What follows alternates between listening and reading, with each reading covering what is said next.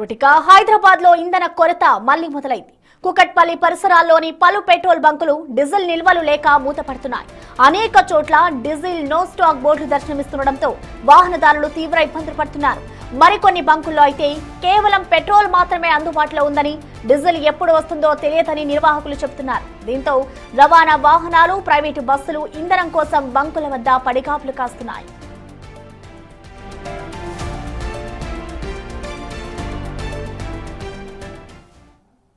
దీనికి సంబంధించిన more details ని మా ప్రతినిధి సాగర్ లైవ్ లో అందుబాటులో ఉన్నారు. సాగర్, నిజంగానే హైదరాబాద్ లో బంకుల వద్ద అయితే ఇటు నో స్టాక్ బోర్డులు దర్శనమిస్తున్నాయి కాబట్టి నిజంగానే స్టాక్ లేదంటారా? అసలు అధికారులు దీనికి సంబంధించి ఏమైనా స్పందించారా? ప్రెసెంట్ డీటెయిల్స్ ఎలా ఉన్నాయి సాగర్?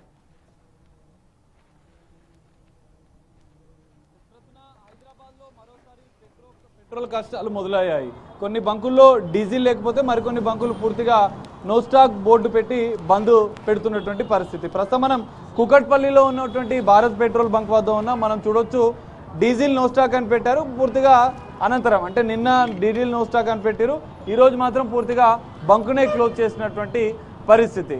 సో జనరల్గా కుకట్పల్లి అంటే ఎక్కువగా వాహనాల రద్దీ అనేది ఎక్కువగా ఉంటుంది, ప్రయాణికుల రద్దీ ఎక్కువగా ఉంటుంది.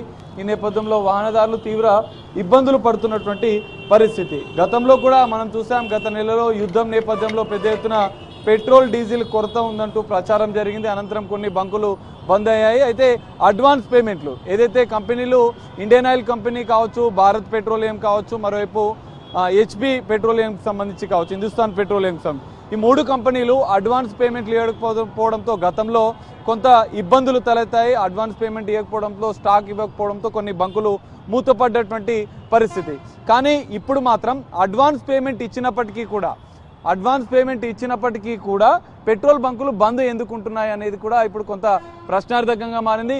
కంపెనీలు లాస్ మేకింగ్లో అమ్మకాలు చేయకుండా అడ్వాన్స్ పేమెంట్లు ఇచ్చినా కూడా 3 రోజులు 2 రోజుల అనంతరం కూడా వీరికి స్టాక్స్ ఇస్తున్న నేపథ్యంలోనే బంకులు బంద్ అవుతున్నట్లుగా కూడా తెలుస్తోంది. సో ఇప్పటికే ఇక్కడ petrol diesel Telangana dealers association కూడా దీనికి సంబంధించినటువంటి అంశంపైన స్పందిస్తుంది. కంపెనీలకు కూడా కొన్ని సూచనలు చేసింది. గతంలో ప్రభుత్వానికి కూడా కొన్ని సూచనలు చేసినటువంటి పరిస్థితి. అయినప్పటికీ కూడా వారి యొక్క సమస్యలు తీరలేదు.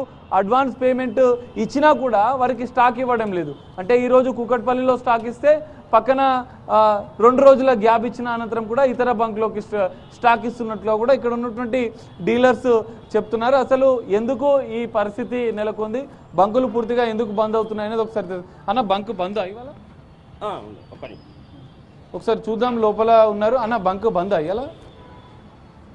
బంక్ బంద్ అన్న, బంక్ బంద్ డ్రై అయిపోయింది, స్టాక్ లేదు. ఒకసారి లోపల వాళ్ళు నిర్వాహకులు, బంక్ డీలర్స్, పెట్రోల్కి సంబంధించినటువంటి బంక్ యజమానులు కూడా ఉన్నట్లు తెలుసు. ఒకసారి వారితో అన్న, జనరల్గా బంక్ బంద్ ఉందా? బంద్ ఉంది సార్. ఎందుకు? స్టాకు లేక పెట్రోల్ డీజిల్. అంటే జనరల్గా ఇంతకుముందు అడ్వాన్స్ పేమెంట్ లేకపోవడంతో బంద్ చేశారు, స్టాక్ లేకపోవడం. స్టాక్ ఇవ్వట్లేదు ప్రస్తుతానికి. అంటే మీరు పేమెంట్ ఇచ్చినా ఇవ్వట్లేదు కంపెనీ నుంచి. ఇప్పుడు అడ్వాన్స్ పేమెంట్ చెల్లించినా కూడా ఎన్ని రోజులకు వస్తుంది స్టాక్? రోజుకు ఒకటే బండి వస్తుంది నాకు. యాక్చువల్ నాకు రోజుకు 2 బండ్లు కావాలి. ఓకే, నాకు ఒకటే వస్తుంది. కుకట్పల్లి కాబట్టి వచ్చినట్టు అయిపోతుంది. మరి ఇప్పుడు మళ్ళీ ఎప్పుడు ఓపెన్?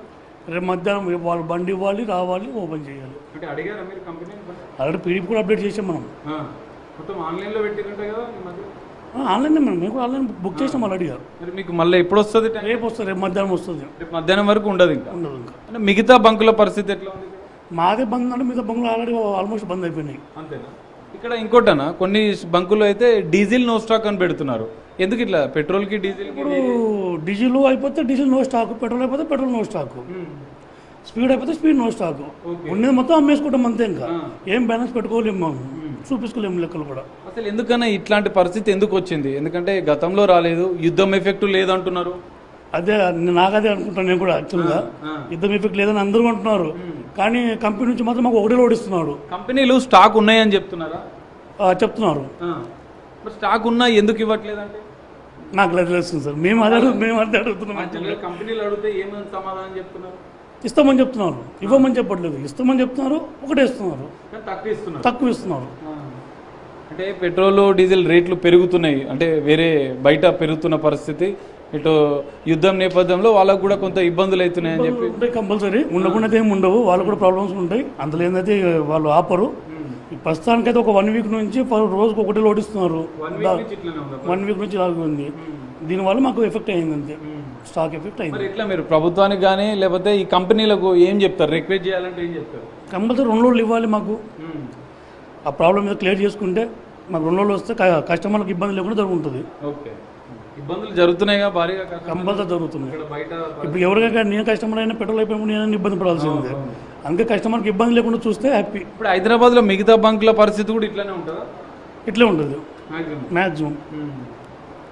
సో ఇది పరిస్థితి చూసాం కదా, ఇక్కడ ఉన్నటువంటి మేనేజర్ చెప్తున్నటువంటి పరిస్థితి. అడ్వాన్స్ పేమెంట్లు చేసినా కూడా రోజుకి ఒకటే ట్యాంకర్ ఇస్తున్నారు. కానీ ఇక్కడ కుకట్పల్లి రద్దీ ప్రాంతాల్లో ఎక్కువగా వాళ్ళకి యూసేజ్ అనేది ఉంటుంది, ఎక్కువగా కస్టమర్ల తాకిడి, ప్రయాణికుల తాకిడి ఎక్కువగా ఉంటుంది.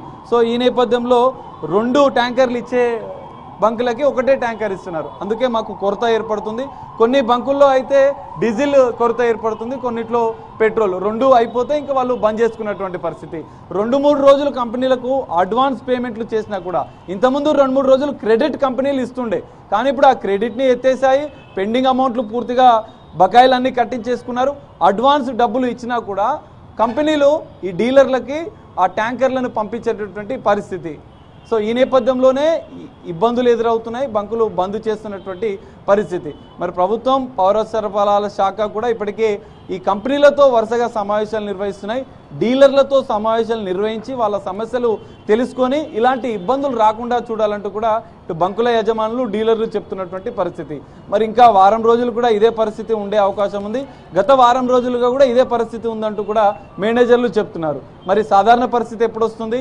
కంపెనీలు అంటే సాఫీగా, అంటే రెగ్యులర్గా ఎప్పుడు ఈ మెటీరియల్ అనేది, ట్యాంకర్లు అనేది పంపిస్తారనేది చూడాలి. ఇప్పటికైనా ప్రభుత్వం, అధికారులు, ఇటు కంపెనీలు స్పందించి ఈ డీలర్లతో సమావేశం ఏర్పాటు చేసి ఈ బంకుల సంబంధించినటువంటి సమస్యలను తెలుసుకొని పూర్తిగా ప్రయాణికులకి ఇబ్బందులు లేకుండా పూర్తిస్థాయి సరఫరా చేయాలంటూ కూడా ఇటు డీలర్స్, యజమానులు, పెట్రోల్ బంకుల యజమానులు కోరుతున్నారు. మరి ప్రభుత్వం స్పందిస్తుందా, పౌర సరఫరాల శాఖ స్పందిస్తుందా, లేదంటే కంపెనీలు యథాతథంగా సరఫరా చేసేందుకు ఎలాంటి చర్యలు తీసుకుంటారనేది మాత్రం చూడాలి. మరో 2-3 రోజులు కూడా ఇదే తరహా పరిస్థితులు ఎదుర్కొనే అవకాశం ఉందంటూ కూడా డీలర్స్, ఇక్కడ ఉన్నటువంటి పెట్రోల్ బంకులు నిర్వహిస్తున్నటువంటి నిర్వాహకులు చెప్తున్న పరిస్థితి అయితే కనిపిస్తుంది.